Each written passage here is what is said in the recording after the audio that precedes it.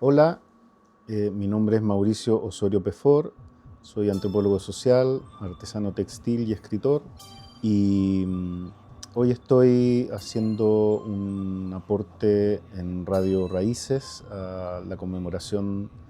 del 1 de mayo de este 2026, principalmente a partir de mi trabajo de investigación sobre los sucesos de Bajo Pisagua, ocurridos en el año 1906 durante el invierno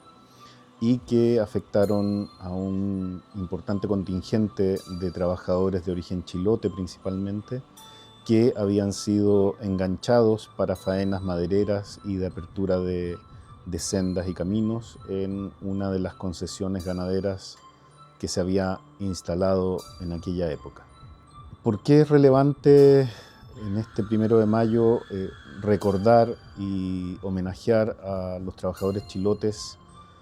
de Bajo Pisagua, que es un lugar que se ubicaba en la desembocadura del río Báquer? Porque 59 de ellos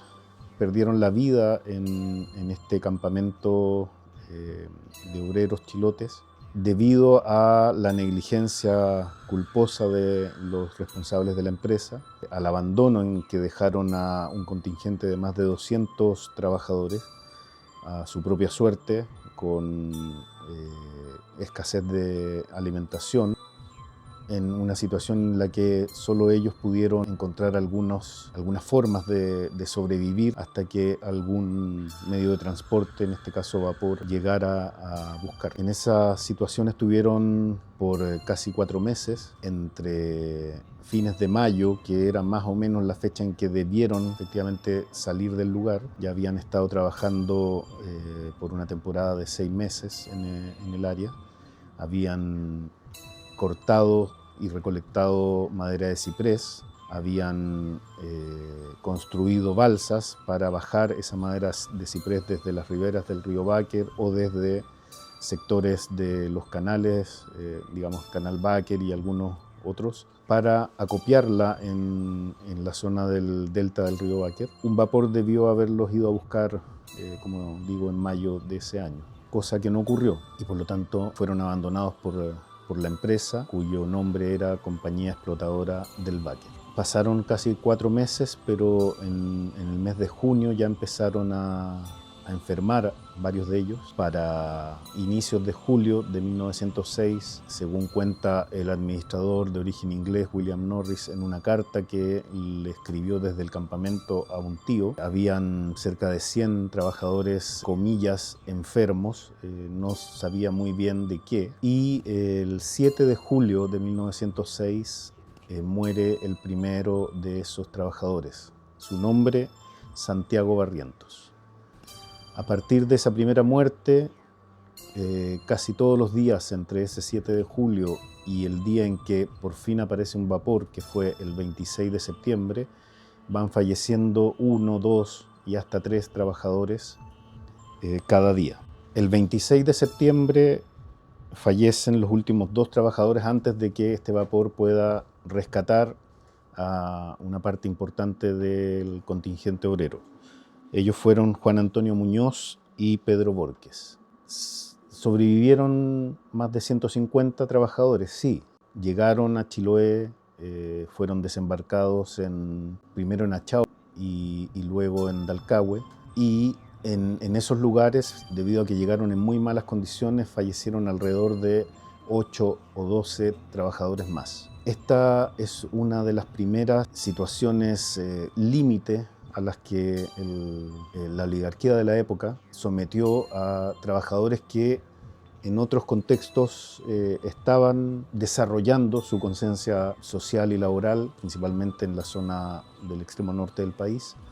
Estaban surgiendo los primeros movimientos de trabajadores para exigir mejores condiciones,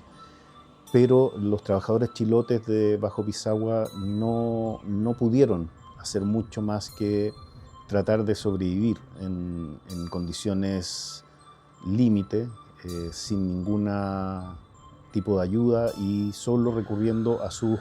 conocimientos familiares, a sus conocimientos del territorio, del paisaje, de las posibilidades de alimentarse de lo que tuviesen a mano, de tratar de comprender qué es lo que lo estaba llevando a la muerte, del abandono absoluto de esta empresa ganadera que era de capitales santiaguinos y del puerto de Valparaíso. Recordar a estos 59 trabajadores es muy importante, creo yo, en la conmemoración de este 1 de mayo, una de las primeras grandes tragedias que ocurren al mundo obrero en lo que actualmente es la región de Aysén, justamente en un contexto en que el Estado chileno le había abierto las puertas a quienes querían hacer dinero fácil a través de la especulación con empresas ganaderas o con empresas de explotación de cualquier tipo, y por lo tanto lo que interesaba a estos empresarios era especular en la bolsa de Santiago y Valparaíso de la época, más que integrar a la economía nacional estos extensos territorios en esa época despoblados y, la verdad, sin mucha administración por parte ni de el territorio de Magallanes, al cual pertenecía en esa época la desembocadura del río Báquer, ni de la provincia de Yanquihue, que era la que, comillas, administraba otra gran porción de lo que todavía no se conocía como un territorio en propiedad, como era el Aysén. Entonces es uno de los primeros hechos que afecta gravemente a personas y familias de condiciones humildes, todas habitantes de un territorio llevado al minifundio más radical, que era Chiloé en esa época, y por lo tanto que debía llevar a sus trabajadores o a su fuerza laboral joven y hasta de adolescentes, digamos, a tener que salir en la temporada estival siempre a buscar trabajo fuera, ya sea a la zona triguera de Chile, ya sea a las grandes minas de explotación, digamos, en el norte grande del país, o a la explotación del salitre principalmente, o también a trabajar en Patagonia chilena y argentina. Por aquella época, en 1906, otra gran compañía ganadera ya estaba en su tercer año de funcionamiento, de instalación, digamos, que lo estaba realizando en la parte central de la actual región de Aysén, es la Sociedad Industrial del Aysén. Al parecer, esta empresa ganadera se instaló de manera más racional, digamos, igual trajo contingentes importantes de trabajadores desde Chiloé, desde Puerto Montt, pero con un sistema que les permitió, digamos, trabajar cada cierto tiempo, volver a sus lugares de origen y de esa manera poder instalarse de una manera en que no hubo situaciones extremas como las que ocurrieron en Bajo Pisagua. Y al parecer los trabajadores que vinieron a la faena de la Sociedad Industrial del Aysén tuvieron de alguna manera una mayor preparación, algunos de ellos ya habían estado en el Norte Grande, por lo tanto es muy posible que hayan traído algún desarrollo de su conciencia como trabajadores, y eso haya permitido que la ganadera no haya podido generar mayores situaciones de explotación o de abuso a estos contingentes que vinieron a Puerto Aysén y a la zona de Coyhaique Bajo, Coyhaique Alto. Hay algo muy importante en lo que ocurrió en Bajo Pisagua, dos situaciones muy claras. Por una parte, demoramos más de 100 años en poder conocer, tal vez no todavía toda la verdad de lo que ocurrió ese invierno de 1906, pero sí conocer o acercarnos a lo que los propios trabajadores sufrieron en este territorio, porque durante todos esos 100 años hubo, a mi juicio, de acuerdo a la investigación que he realizado, una voluntad por parte de los propietarios de esta empresa ganadera y de sus redes de poder por ocultar lo que había acontecido en el Báquer, por tergiversar lo que realmente había ocurrido. Y esta voluntad fue tan efectiva, esta voluntad de ocultamiento fue tan efectiva que 100 años después todavía creíamos que nunca íbamos a saber ni siquiera los nombres de estos trabajadores. En el cementerio donde están sepultados 33 de los 59 trabajadores que fallecieron en 1906, hay una sola cruz con un epitafio, y es la cruz que conmemora al trabajador de nombre Melchor Navarro Sánchez, pero todos pensábamos que no iba a ser posible conocer los otros nombres, que eran todas cruces anónimas. Y finalmente, después de 100 años, encontramos que en los archivos de Chile, de la Nación, estaba gran parte de la información que permitía entender desde otra perspectiva, desde la perspectiva de los trabajadores, sus familias y un contexto social mucho más amplio, lo que había acontecido, y nos encontramos con que un medio de prensa comprometido con lo que ocurría en el territorio al cual pertenecía este medio, que era Puerto Montt, Chiloé, la provincia de Yanquihue, decidió denunciar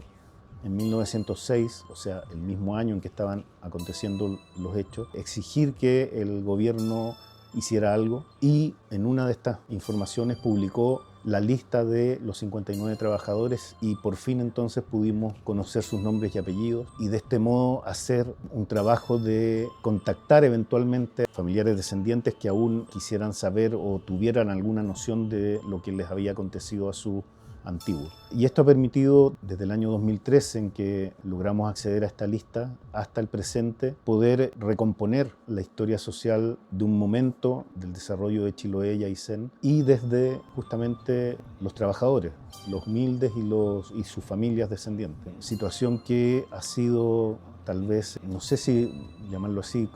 combatida, pero a lo menos desdeñada por la historiografía oficial, y hasta el presente considera que lo que ocurrió ahí fue una fatalidad que no permitió a la empresa ganadera seguir adelante con su desarrollo, y esa versión o esa interpretación no le interesa relevar lo que sufrieron los trabajadores, sino que siempre pone el acento en que es lamentable que la empresa no pudiese seguir adelante con su proyecto de explotación ganadera o maderera. Nosotros postulamos que aquí lo que hay que hacer es una reivindicación de todo lo que estos trabajadores hicieron y sufrieron en el Báquer, y que nos permite entender cómo este territorio que es Aysén actualmente se forja con la presencia principalísima de la clase obrera, de los sectores campesinos de la zona sur austral de Chile, y sí, en un contexto de expansión del capital para la explotación ganadera, sí, pero son ellos quienes explotan materialmente estos recursos, son ellos los que van haciendo vida en estos territorios, y esas proyecciones o esas vidas hay que considerarlas como parte de nuestra memoria histórica como territorio y como país. El diario que denunció y puso en evidencia lo que esta empresa había hecho en el Báquer, que era abandonar a estos trabajadores, se llamaba La Alianza Liberal. Era un medio de una orientación liberal radical que para los primeros años de, digamos, este inicio del siglo en la lógica política de Chile, era de alguna manera un diario que tenía ideas progresistas en la época, si bien su propietario era el notario de Puerto Montt, de apellido García, y por lo tanto pertenecía a la élite de la ciudad de Puerto Montt. Él se la jugaba de alguna manera por informar sobre todo lo que incumbiera a los trabajadores y no solo a la élite provinciana o a la élite nacional. De esta manera, ese periódico y sus redactores también merecen un reconocimiento, porque fueron en realidad los únicos que decidieron por cerca de 3 meses, entre septiembre y noviembre de 1906, denunciar lo que había ocurrido en Bajo Pisagua y exigir justicia para estos trabajadores que habían muerto y para aquellos que habían sobrevivido. Entonces es muy importante aquí, en un contexto del presente donde todos sabemos que hay una manipulación, una hegemonía desde los poderes económicos y políticos de los medios de comunicación, darse cuenta que esto no es de ahora, sino que siempre ha existido, y que hay medios de comunicación que deciden confrontar esta hegemonía para de alguna manera destinar sus fuerzas y sus recursos a denunciar lo que está aconteciendo a manos, digamos, de estas redes de poder y de abuso. Por lo tanto, el seguir el ejemplo de este medio en el presente es relevante y tal vez medios como Radio Raíces y otros que van surgiendo en distintos territorios del país están hoy llamados a justamente a hacer eso y estar atentas y atentos a lo que hoy se quiere desde las redes de poder gestionar como abusos tanto a las comunidades, digamos, que habitan el país como a los territorios o la biodiversidad de los territorios para solamente fines de acumulación.